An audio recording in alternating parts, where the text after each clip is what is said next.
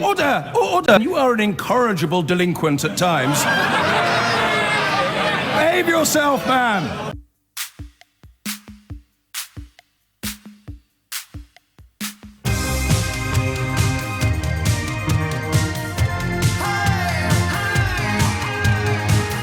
And you are listening to James O'Brien on LBC, where we find ourselves returning to an issue that just adds ever so slightly, doesn't it, to that notion of moving in reverse as a country. I thought the grammar schools debate had been done and dusted. Apparently it hasn't. Theresa May will today reveal more details about how she intends to expand the scheme across the nation. She also, and at the moment I'm minded to do 1 hour on grammar and then 1 hour on faith. She's also expected to announce today that we can have more faith schools and they can be 100% selective, which means that if you're not a Christian, you're not coming in. If you're not a Muslim, you can't come to this school. And if you keep them apart, then one wonders precisely how the twain shall ever meet. But we'll begin with the grammar side of it. And the question I have for you, there'll be several that emerge in the course of the hour. I mean, if you're wondering why we talk about things like this so much, well, I guess if I have to explain, you're probably not going to understand why. This is about the future of the nation. This is about everything from the opportunity that our children enjoy to get on in life, right through to the very fabric of the nation that we inhabit. There are a few things more important than the way in which we educate our children, the way in which we lead them out of ignorance into the light, hopefully. And underpinning all of the grammar school debates is this sense that there's, well, for me at least, there's something intuitively logical about streaming, about selecting by ability, about taking the cleverest kids and giving them a tailored education. That's a matter of opinion. That's not a matter of fact. It may even be that I find myself in the unfamiliar position of swimming against the bulk of the available research, but we are who we are. The only point at which, and I think this helps explain why so many sort of people who apparently have benefited from the system have a problem with the idea of it being expanded further. It's why so many Labour MPs who themselves went to grammar schools are opposed to the idea of there being more grammar schools. It leaves them open to allegations of hypocrisy. They're not fair allegations, but they're probably going to hit. They're probably going to draw blood. This is why I think it's as if you're saying, look, the price we pay to benefit the selected is too high for a society. I don't want to sound too pompous this morning, but that is kind of what politics is about, isn't it? It's about making those calculations and making those trades. And the point at which I, if you like, begin to wonder whether grammar schools are such a good idea after all is the point at which people say to me, yeah, but all the kids who don't get into the grammar schools end up worse off than they would under the current system. So you take your basic principle of utility, your most straightforward notion of utilitarianism, and it would be this. So there's 100 children here, right? And they all currently have 10 points. I'm just describing their education as points. They all currently have 10 points, 10 educational points. There's 100 children right across the ability range. There's 100 children who veer from from dope to genius, the whole shebang, the whole gamut. Everybody's represented. There's 100 of them, and they've all got 10 points, right? So that's a total of 1,000 points in the pool. If you bring in grammar schools, you give 25 of those children how many points? 15 points? And that means that the other children are left with 5. So 75% of children end up half as well off as they were before educationally, so that 25% can end up twice as well off. Now, there's a fundamental problem with what I just said. And I think it's the notion that those points are somehow finite. And they're not, are they? Just because I take the top 25% of kids and double their education quality doesn't necessarily mean that I have to halve the education quality of the children left behind. And that's where I really need your help today. I'm not going to lie to you, I never do. And it's important to stress I didn't go to grammar school myself. I think I would have done if there'd been more of them. My parents very much wanted my sister and I to have an excellent education, the best possible education, and they were lucky enough to be in a position to pay for it. Or we were lucky enough to be in a position that they were prepared to pay for it. But I'm pretty sure if there'd been good grammar schools around the corner that were free, we'd have walked into them. And my dad could have saved himself 30 or 40 grand a year, and I'd have come out with an education comparable in quality to the one that I got at school. So that's where my sort of lefty champagne-y socialism bit comes from, which is kind of thinking, well, this would be great. If they build more grammar schools, I'll send my children to them. But my children are already advantaged and privileged. I'm not being sort of holier than thou or anything like that. I just think that politics and society should really be aiming at closing gaps that are caused by accidents of birth. And that's the problem. So I need you to tell me, I'd like to confine the conversation today to the children who don't go to grammar schools. I know that sounds a little odd, but it seems to me they're the ones that have been completely forgotten. The children who don't go to grammar schools. Why is it a matter of record for the opponents of the system that all children who don't get in are worse off than they would be if grammar schools didn't exist, okay? 0345 6060973 is the number that you need. Hit the numbers now, you will get through. I'm going to be quite strict on the questions that we're answering. Why must it be? First of all, is it true that the children who don't get in are considerably and demonstratively worse off than they would have been if the system didn't exist? So if you've got a comprehensive school, there's a clue in the title, it's comprehensive. Everybody goes there. If you take the cleverest kids out of a comprehensive school, then the school you are left with, history calls them secondary moderns, the school you are left with apparently provides the children in it with a worse education than they would have got at the comprehensive school. So the most simple notion of utilitarianism would say that therefore you shouldn't change the system because the price is too high to pay. To benefit the minority, the suffering of the majority is too high to pay. 0345 6060973 is the number to call.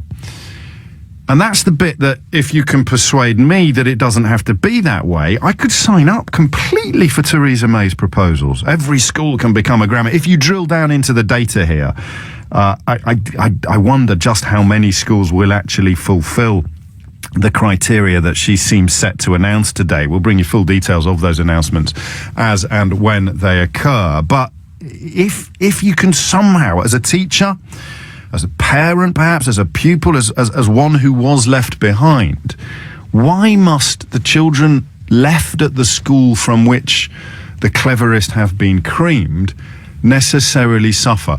One of my favourite Twitter correspondents, Dave, pointed out this morning that just because some kids don't get into the football team doesn't mean you abolish the football team. And I quite liked at first glance the logic of that sort of notion, but it doesn't really work, does it? Because obviously if you take the best players out of a football team, the football team you're left with is going to be a lot less good than it would have been before. But the players in the team might get better. And that's it. And I know it sounds a little bit naive, but I don't like it when there's a sort of blithe presumption, when a debate that looks quite nuanced and complicated becomes quite binary. I don't like the idea that this is left versus right, or indeed right versus wrong. If you take the cleverest kids out of a pool, why would the kids left in the pool be worse off than they were before? Hit those numbers, you will get through. And in the next hour, we're probably going to move on to faith schools, which is a whole new can of worms. Linda is in Gerrard's Cross. Linda, what would you like to say? Good morning. Yes, I've been listening to all the reports about grammar schools, both with Nick Ferrari and yourself, and I'm sort of sitting here winding myself up. I think that's my job. Stop winding yourself up. That's what I'm here for. Well, you do that admirably, don't you? Any case, I think we're missing the point here. I'm an 11 plus tutor, and I teach a lot of children that will go to grammar schools. Some won't, and I say that at the beginning when we start the tuition. Some won't get in. Well, it's just the bar is so high. It's a really it has hard to be, paper, doesn't it? Otherwise, it wouldn't be a grammar school. True, but it's very, very high, and I always say to the parents, look, no tutoring, no education is ever wasted. A lot of these children are good, but they're not that good. Sure. But the issue I have with comprehensive schools is that you will get a lot of children going in there, but I feel that a lot of parents don't like the comprehensive school system because they feel that the discipline isn't. No, I think you're right. I understand that, but that means that if you take the cleverest kids with the pushiest parents out of those schools, the situation for the children left behind becomes much, much worse than it is already. Well, absolutely, but if we Right. don't get it right in the nursery, you're not going to get it right anywhere else. The children have to understand that there's discipline in school for learning. I mean, this issue we had with school uniforms, it's the tail wagging the dog. We've got to get it right. Children have to be in a good learning environment, and then everything will be fine.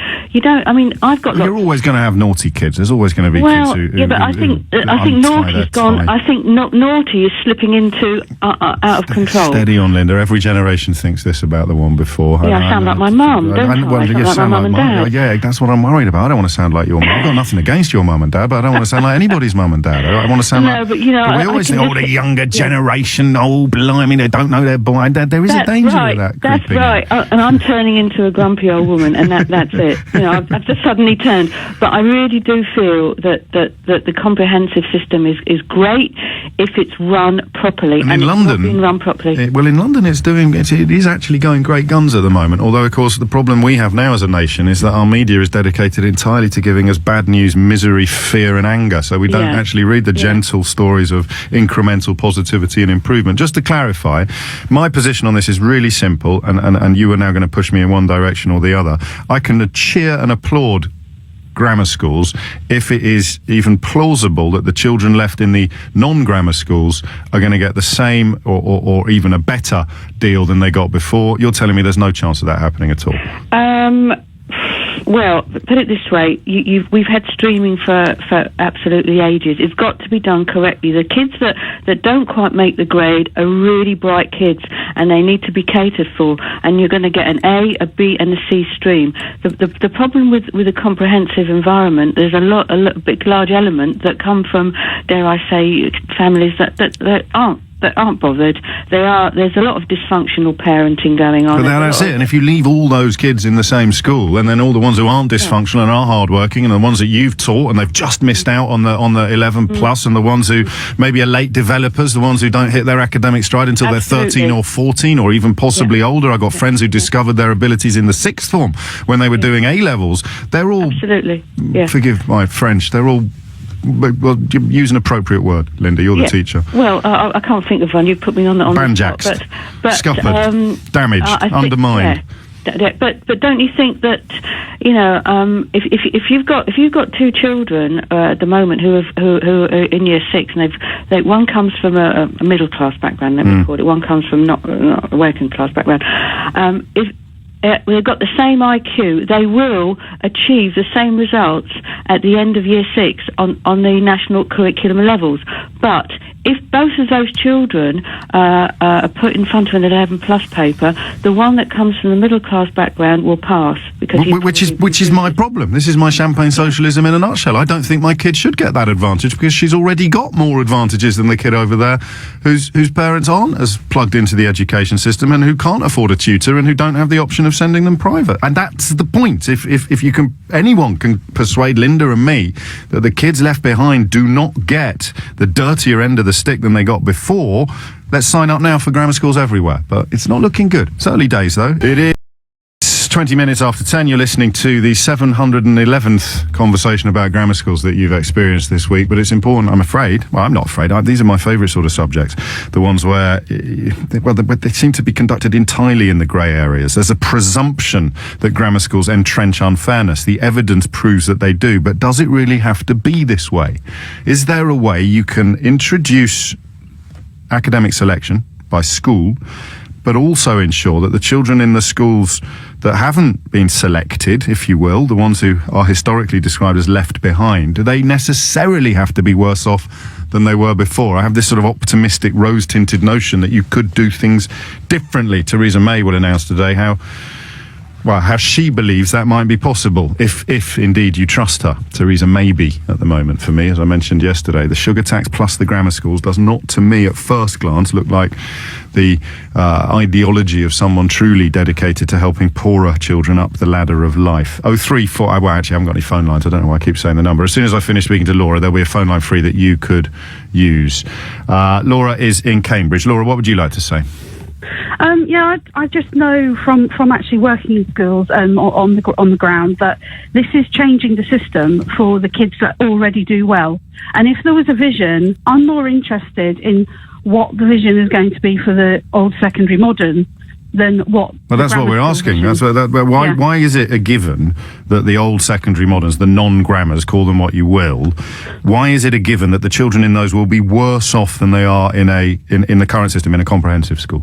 Right, two things. Yeah. Number one, mixed ability classes. When you change mixed ability classes, say if the children are doing something different for a day, and you take certain children out of, say, a mixed ability group, and then leave.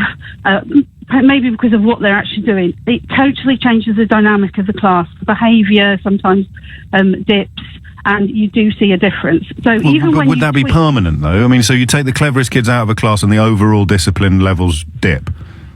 Yes, they do. And then second issue, I think. Are you sure? Are you a teacher? I'm not a teacher, but I've run what they call off timetable days, curriculum days, and I've planned days like this where you take students out of their normal environment, and yes, it's only a temporary thing, but it's a signal to me that it does have a definite change, and it's good for students to work alongside each other who are from different backgrounds.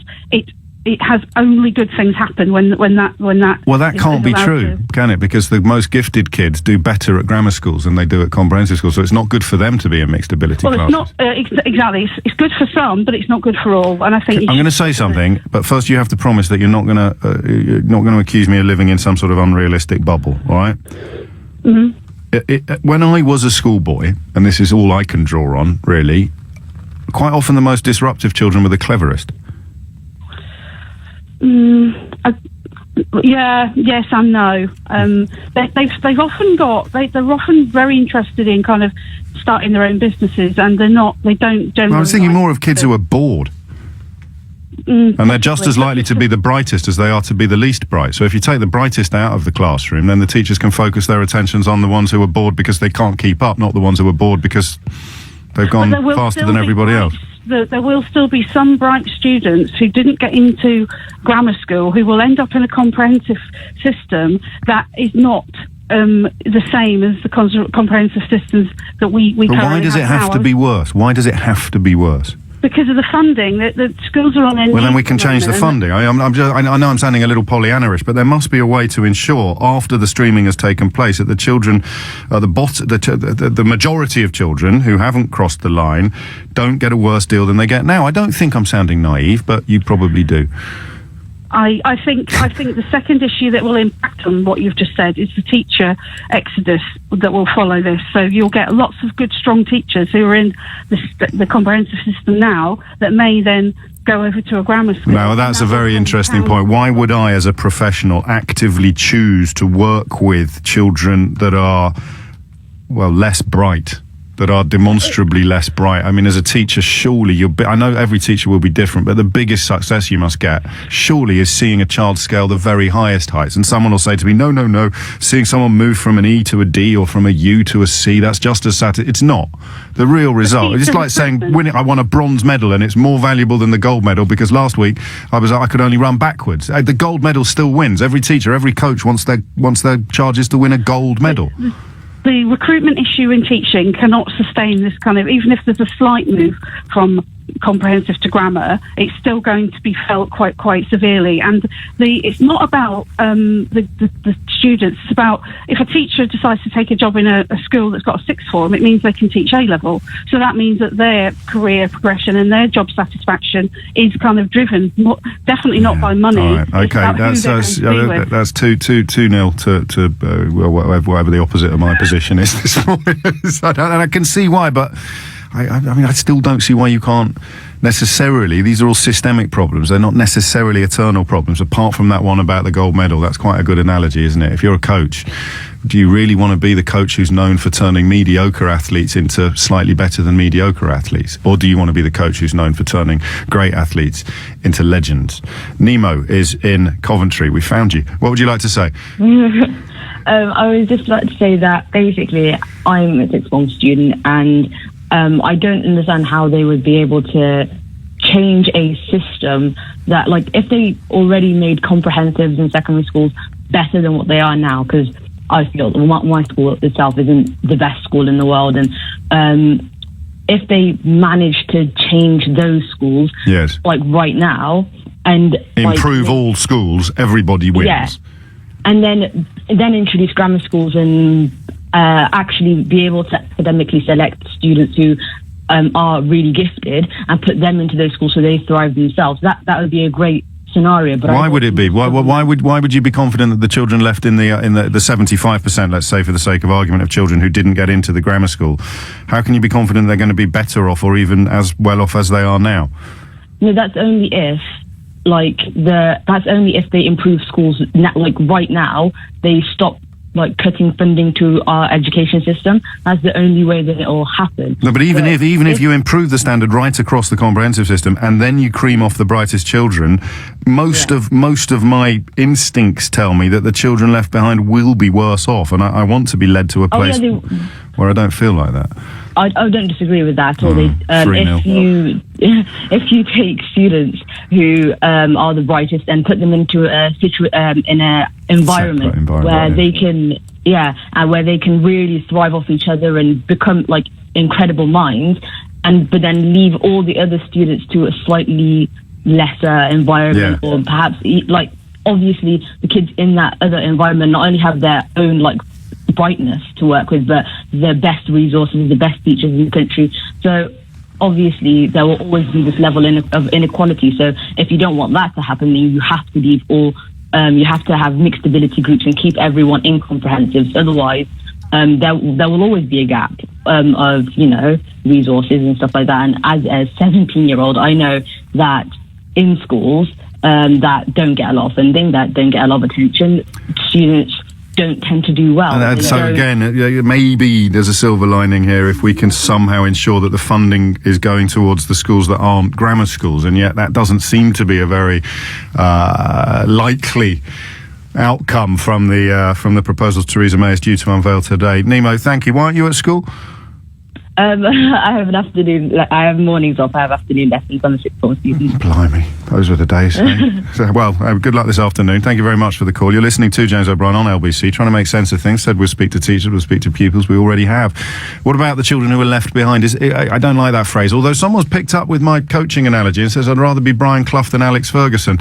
A proper football purist will probably know that's not an entirely fair comparison to make. Alex Ferguson didn't inherit much of a team when he got to Manchester United, but maybe some teachers would rather turn base metal into gold than turn gold into beautiful jewellery. The number you need, there's 2 phone lines free if you're very, very quick, 0345 606 0973. We'll crack on with faith schools, of course, in the next hour. I just have a horrible fear that more faith schools who are allowed to exclude everybody who's not of the faith, that seems to me to be a recipe for massive, massive problems in the future. In the 36 areas that currently practice academic selection in the context of grammar schools and what used to be known as secondary moderns, poorer children do worse in all of them at the sort of non-selective schools, the schools where you don't get in. So clearly when Theresa May says later that, we're going to make them take poor children, going to have quotas of poor children, she's trying to put a fig leaf over that entrenchment of unfairness. I just don't know that the fig leaf works. I really, I don't want to lie to you. I'm a bit of a Victorian when it comes to education. I really want to get on side with grammar schools. I like the idea of treating intelligence in the way that we in this country have no problem treating athletic excellence. I think compared to much of continental Europe, we kind of tend to sneer at education. You saw it during the referendum debate where education and expertise were routinely maligned. And in this country, it seems to be the same. So taking the cleverest people and sort of training them specially does not seem to me to be controversial, unless it consigns everybody else, by definition, the majority, unless it consigns them to something inferior. It's like I'm looking for a third way, and I think Theresa May is as well. But neither of us have enough experience of the educational systems to know what that third way might look like. A lot of my listeners, and therefore callers, of course, do. Why would creaming off the top 25% necessarily diminish, dilute, damage the education of the other 75%? That to me is the interesting educational question. The interesting political question is one which I feel we could be asking each other every single day at the moment in British and indeed American politics, which is why are so many people persuaded to act against their own interests? It should never ever get past a democratic vote, grammar schools, because by definition 75% of people lose.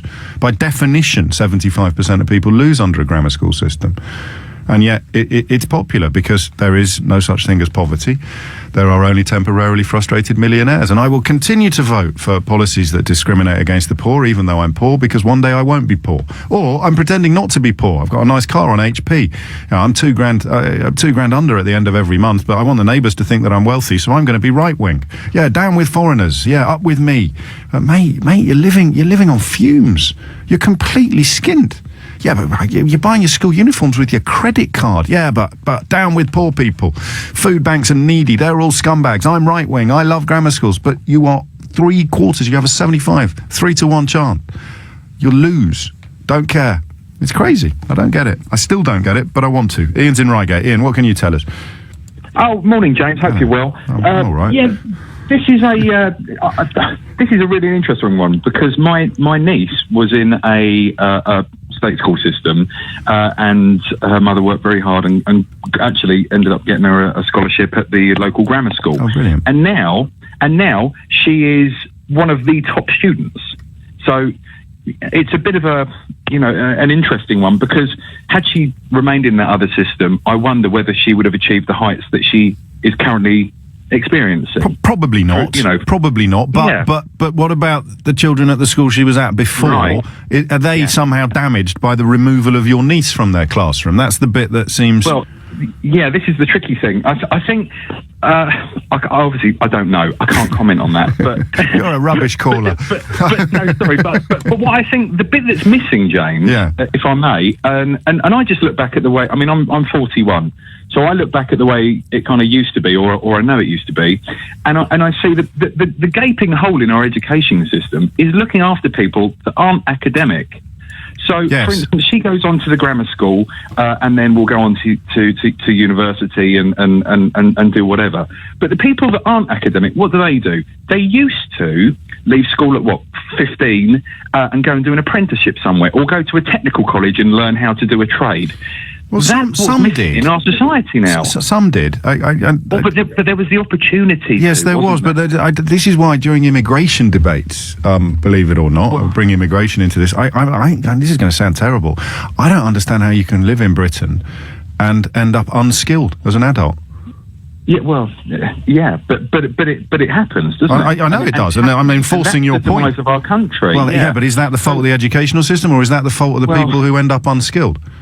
Well, I'll be honest with you. I think it's a bit of 60-40. Yeah, and I'm going to say 60-40 because the reason being they've removed largely that opportunity for people. I'm not academic at all. I mean, I'm really not. You know, Well, you're listening to the wrong program, then, Ian. I know. I've achieved what I've achieved because I can talk my way into a situation, and once I'm there, I can do learn very quickly and do what I need to do. Sure. Yeah. So that's where I am. For me, that's intelligence. It might not be academic intelligence, but it's a brightness. Absolutely. It speaks of a literacy, an emotional literacy as well. That's right. The problem we've got, I'm just going to read you, I have to say, some of the tweets I get now, I can never tell whether they're parodies of right-wing clowns or actually from right-wing clowns. So this is a fellow called Simon Williams. I hope I'm not doing you a disservice, Simon. I hope you are a parody rather than an actual right-wing clown. He says, the children left behind, which he describes as an exaggerated phrase, will stay in the comps the egalitarians love. What's the problem? So that's about 8 times I've said the problem today is what happens to the children left behind. Do they get a worse experience than they got before? That's the problem. And as things stand, they will do, won't they?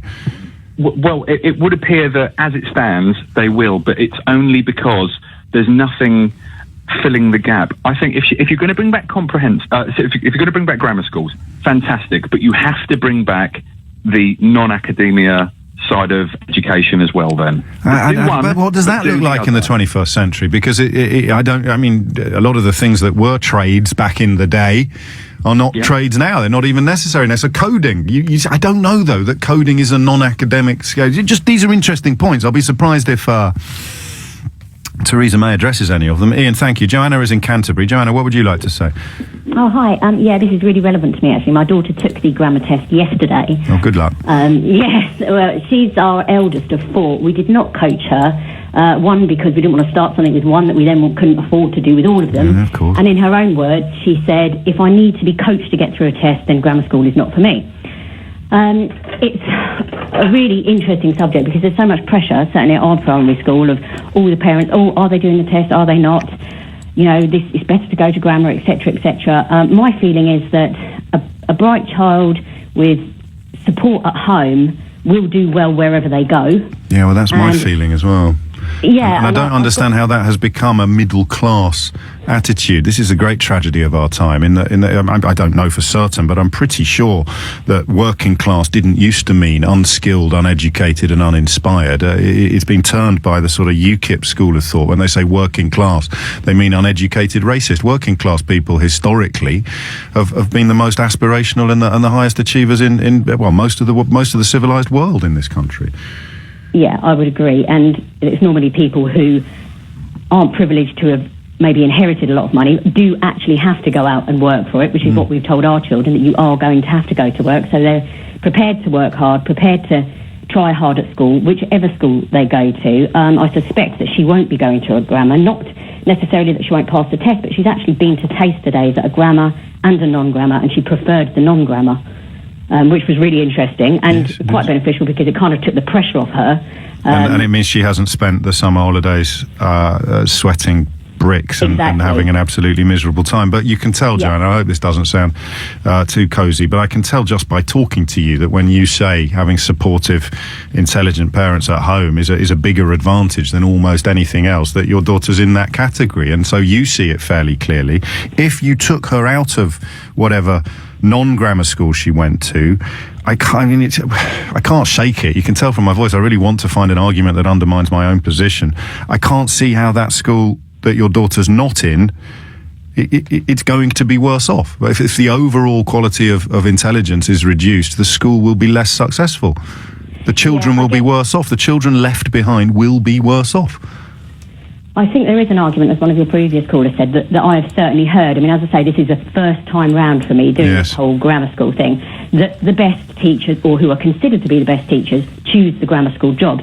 Now, in my opinion, I think teachers in a school who have got mixed ability have got to work a lot harder than those who have got children that are already at a high standard when they get there. So why would you want to go there? Most teachers are going to go to the grammar schools. The best teachers are going to go to the schools with the best qualified children.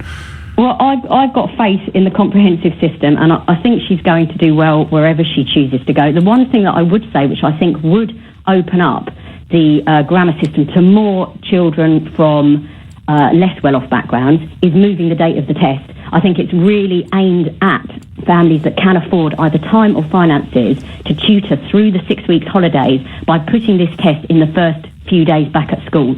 I think if it was taken at the end of year 5, when all the children are still in school daily doing maths, English, not necessarily specific things towards the test, but they are in school and learning, they would get better results. Yes, well, I can see that, and good luck with the results. I love speaking to a mum who isn't. Some mums seem to be even more stressed about these things than their children are, and that's got to be unhealthy for everybody, especially with anxiety and similar conditions reaching epidemic proportions across the country. Joanna, thank you very much indeed. StreamYard, see, this is where's that one gone from, Kevin? I'm singing along with you on this, Kevin. Surely the third way, James, he writes, would be to stream academically in all subjects at state comprehensives. I don't know why no one talks about this.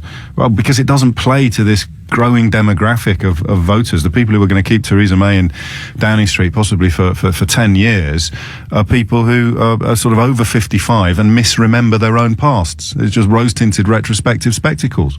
That's why they're not talking about a third way, because these people are convinced, even though they spend most of their time complaining that their own lives haven't turned out as well as they hoped they would, they're convinced that things were better in their day than they are now. It's just odd. But if you did that, if you streamed all state comprehensive schools, then it would deliver all the things that grammar schools are supposed to deliver. It would probably be more expensive, but surely it would be worth paying for. And yeah, the teachers might prefer teaching the top stream, but they'd have to take it in turns. They wouldn't necessarily be able to teach the top stream every year. It might well be that Kevin solved it, but there's no votes in that. There's no votes in that. You don't get the sort of, the sort of colonels at the back of the room going, we want more grammar schools. Why? I'm not entirely sure. But grammar schools are great. And that's who Theresa May is talking to. Just this sort of baying mob of bozos. But if I was a self-serving, cynical politician seeking to stay in power for as long as possible, right now in Britain, I'd be talking exclusively to the cynical, self-serving bozos, because at the moment they're in the driving seat. What country do you think has the lowest rate for breastfeeding in the whole world? The whole world. We do. Britain. They're incredible. for breastfeeding at 12 months. So it's not quite as stark as you may originally have believed. If I tell you in a country like Japan, the figure is 60%. In Oman, it's 95%.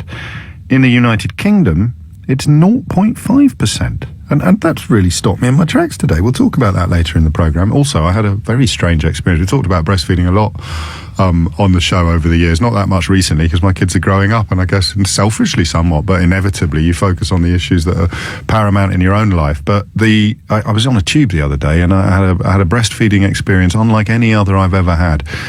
We'll probably crack on with that after 12 o'clock. In the next hour, faith schools. The other element of the speech Theresa May is giving today about schools is faith schools. And the notion of allowing schools to open now with 100% exclusion. They would scrap a rule which bans the Catholic Church. The Mail writes it like this on the front page. I wonder if we can work out why. Scrap a rule which bans the Catholic Church and other faiths from opening new free schools or academies which can select children entirely on the basis of faith. Entirely on the basis of faith. So we hear some very troubling reports about unofficial madrasas, Muslim schools. So the parents say the children are being homeschooled, but there have been some very troubling reports recently suggesting that they're not even being homeschooled. They're turning up at kind of unofficial, illegal schools. They could suddenly become legal. Yeah, you're only allowed in if you're a Muslim. And there's some Newsnight did some amazing work on Jewish schools in North London that are practicing astonishing traditions. You remember the one that managed to break into the national news was the one that sent letters out to parents saying that mums aren't allowed to drive children to school because that's not an appropriate behaviour for a woman. And there are probably Christian equivalents, although off the top of my head I haven't come across any. The closest I'd get, I suppose, is I think there are academies sponsored by Christian denominations that teach creationism, aren't there? It's not the end of the world to teach creationism. It's certainly not the beginning of the world either. Let's get back to grammar schools. Lottie is in Orpington. We always get a lot of calls from Kent when we're covering this subject for obvious reasons, because they know sort of what a system with lots of grammar schools still in it looks like. What would you like to say, Lottie? Oh, hi, James. Well, I'm 16 years old and I have severely bad dyslexia. Oh. And I feel passionate about this issue because less money going to the secondary modern schools because of building the grammar schools. Yes. But it doesn't have to be like that, does it? I'm being a bit Pollyanna-ish today, Lottie. I'm being a bit rose-tinted. Why would it have to follow that creating new grammar schools or allowing schools that already exist to become grammar schools, to become academically selective, why would that mean that the secondary moderns or whatever we call the schools, the other schools, get less money? I'm not too sure on that. If more grammar schools... I think it's just because more people will try for the grammar schools, and their funding at the moment is based on results, so they'd have to change that, wouldn't they? If you're going to base funding on results, you can't then create schools with 75% of the less academically gifted. Dyslexia doesn't mean you wouldn't get in to a grammar school. Pardon? Dyslexia doesn't mean you wouldn't get into a grammar school, does it? Well, it kind of varies between different people. How, like, I've tried for schools, like private schools, and they've turned me down straight away because I've got a statement. Right. So going to a grammar school, I don't think they would want that. And no, I see. It's not even just dyslexics who don't get into grammar schools. It's anyone, like, who can try, they don't get in sometimes. But why do you think, this is the last question, I promise, why do you think the school that you end up at, having not got into a grammar school, why would that be worse than it would have been if they hadn't taken away all the other kids for the grammar school up the road? What would that... Because more people who go to these grammar schools are the people who, like, I'm not saying everyone in the world, but other people who generally want to learn, and they want to learn. And where I've been put in the bottom set for stuff, and just because I've got dyslexia doesn't mean it stops me from wanting to achieve high academic. Obviously. Yeah, because even though I have dyslexia, I'm going to push myself, and I'll push anyone who has dyslexia to try and do their best. Brilliant. There are children in the world who I've met quite a few, and they've been in my class, and it's not that they can't be bothered, but they feel that they can't achieve anything within academics. Yes. And they're in my classes, so they'll be messing around. And they drag you down. So there's a sense, and it's not... And the people who generally want to push themselves will be going to these grammar schools, and you look up, like, for me, I used to look up to the people who'd push themselves, get A's in their tests, because I'd strive to be that. Yeah. So without that push, and with these children going to grammar schools, you're not going to have that sort of, oh, well, I'm going to try and get up to that level because she's got that level and I'm going to push myself to that. The inspiration, almost. The inspiration and the aspiration. Lottie, I think you're my favourite caller today. Oh, thank you. It's really brilliant. Thank you ever so much. And as Lottie was speaking, somehow in the background, the word scrap heap began to appear. It was as if we would be turning the schools that someone like Lottie go to into scrap heaps. And yet, as Lottie quite perfectly demonstrated, most of the children in them would not deserve that description. No 11-year-old deserves to be put on a scrap heap or even described in such terms, but we live in strange times, and people seem to be buying back into the notion that you can, at the age of 11, determine a child's future potential and make decisions that will influence almost every aspect of their adulthood. Here's a riddle for you. I've got a headline of the day as well, an absolute humdinger of a headline for you. But here's a riddle for you. Imagine that you were in charge of Brexit, and you'd noticed that people were beginning to clock the fact that no one's got a clue what's happening. Nobody knows anything about it. 52% of the country have voted for something and they don't know what it was. It's not a criticism or an insult. It's just a statement of fact. Did you vote to be in the single market? Because you don't know whether you're going to be or not. Did you vote to have borders reintroduced in Northern Ireland? Because you don't know whether you're going to or not. Did you vote to have trade deals finalised in the next 5 years, 10 years or 15 years? Because at the moment you don't know whether you're going to or not. Did you vote to have restrictions on the movement of unskilled people, but no restrictions on the movement of skilled people? Because at the moment you don't know what you've got. Did you vote for an Australian-based points immigration system? Because at the moment, well, you're pretty sure you're not going to get that. So it's not controversial or inflammatory to say 52% of the country have voted for something and they're only now realising they haven't got a clue what they voted for. If you were Prime Minister and presiding over that situation, and grammar schools historically represented one of the biggest talking shops that British politics has had in the last 50 years, since Tony Crosland phrased his ambition to shut them all down. If you were in charge, you'd chuck that grammar school cat into the middle of the room straight away. What's the phrase when you throw something on the table? You throw a cat on the table or something like that to just completely distract everybody in the room from what is going on. So whether that makes Theresa May tactical or deeply cynical is, I suppose, up to you. Here's your headline of the day. Policewoman sacked after elbowing her mother's love rival into the reduced meat fridge in Asda. You find a better headline than that from this week and I will give you the money myself. Policewoman sacked after elbowing her mother's love rival into the reduced meat fridge in Asda. It's the Hunger Games. Debbie's in Sidcup. Debbie, what would you like to say? I'm just really upset about this whole idea of grammar schools going nationwide. Why? I live in an area where there's grammar schools, and the grammar schools in our borough tend to be south of the borough, and where are the rich people? Yeah. South of the borough.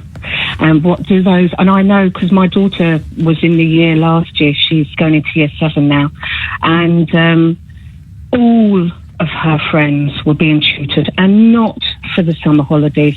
I'm talking as soon as they went into year 5 or year 4, they were being tutored. And one of her friends, who I think is now in year 9 or 10, was tutored heavily to get her into grammar school. She got into grammar school, fantastic, everyone was thrilled. But what happened? She stopped doing the tutoring, and now she's failing. And she started falling behind because it's a false evidence. Absolutely. So what happens is, what I told my daughter, she's going to a faith school in the borough, was that I would rather her be at the top of a grammar school than the top of a non-grammar school than struggling in a grammar school. And that, I mean, you're right. The sharp-elbowed middle classes and the private tuition does skew the graph. But Theresa May claims she can tackle that by bringing in quotas of poor children from, in your case, from the north of the county to the south of the county. There'll be a fixed percentage of kids from poor backgrounds who get into the grammar school. So you've got nothing to worry about. I used to work at Department of Education. Oh, blimey. Should have said that before. You should have said that before I started picking a fight. I would. You know what? I left 2 years ago. I would have been thinking about resigning today. Really? Because if you 20 seconds, Debbie. If you have to bring in a policy where you have to force something, then it's not a good policy. Yeah, interesting point. Very good point, actually. I like that idea of using the sound effects to hurry callers along. Can we start doing that even when it's not the top of the hour? Just give them a scare, give them a panic, make them think, oh my God, there's music in the background. I better start talking a little quicker.